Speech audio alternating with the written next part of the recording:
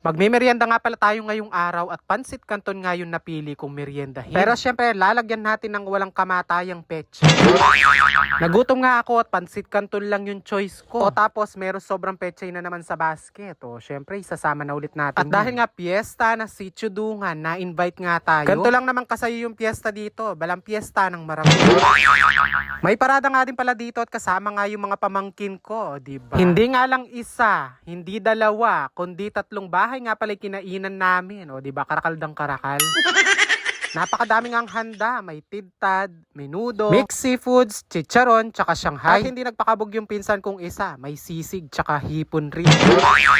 So, hi mga che, and welcome back again to my vlog!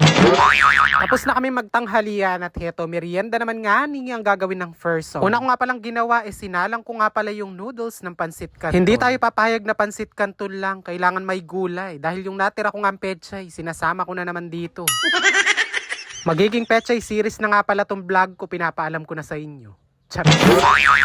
Naggisa lang ako ng bawang at sibuyas, tapos nilagyan ko ng konting paminta, and then nilagay ko na yung pechay. Medyo mura yata yung pechay ngayon, at laging at isosobra kayong basket. Naglagay nga din pala ako dito ng konting toyo, konti lang para hindi kayo maging toyuin.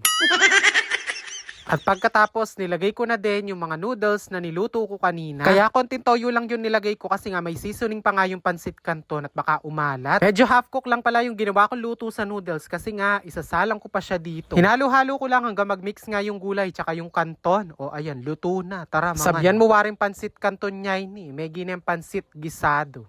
Char!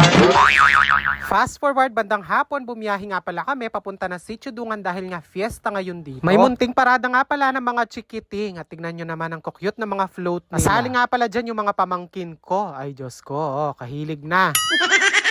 Habang nga daw mini-makeupan siya kanina ay nagmumuryot na. Makanano ba naman kasi kapali nga yan o. Tapos niya sinakay-kening motor, masalesen eh. O diba, pangabilis. Dapat pala minikapan siya sa tricycle. Napakasaya nga ng piyesta dito, parang piyestang malaki na. At inteterak pero kanya-kanya ng step nga na.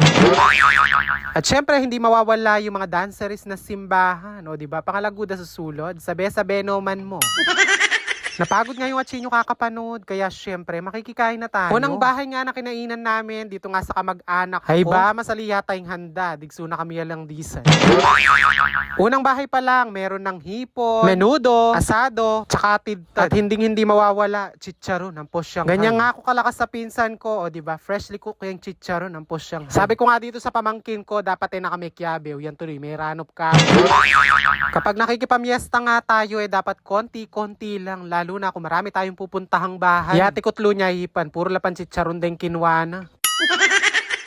Wala na, patsema kanyang sesenyas ng bapa ko, mo na yung dyan, ha? Malasing ne kanya.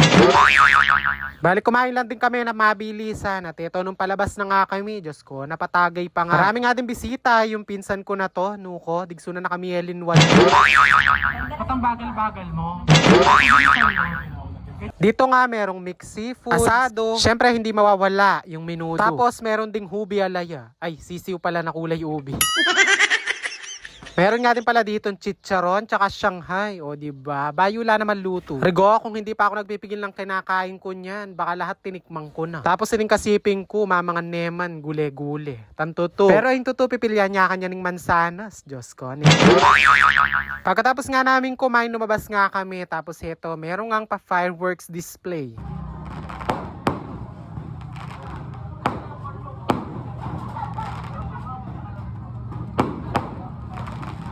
O diba, happy fiesta, Sitio Dungan. Akala ko nga tapos na yung pamimiesta namin. Nakita pa nga ako nung isa kong pinsan. So heto, nagpunta na naman kami dito para kumain na pero naman. This time nga sabi ko, hindi na nga kami magkakanin at magde-dessert na lang. Pero tignan nyo naman yung handa. Ang dami. For the gulay muna nga daw ang first one. Tapos ayan, meron pa nga sisig. Tapos meron ulit kumakaway na chicharon, hipon, kaldareta, tsaka yung pinsan kong malago muna. Ay Diyos ko, napasubo nga akong kumain ng sisig. Maparasya pala. Diyos ko, ikubalo. Bago nga kami umalis, naalok nga kaming uminom. Sabi ko, malalaki lang tiyan namin, pero hindi kami manginginom. O siya, dahil busog na kami. Happy fiesta po ulit, Sitio Dungan. Yun lang din naman ang ganap ng atsinyo for today's video. See you again bukas. And don't forget to like, follow, and share. Bye!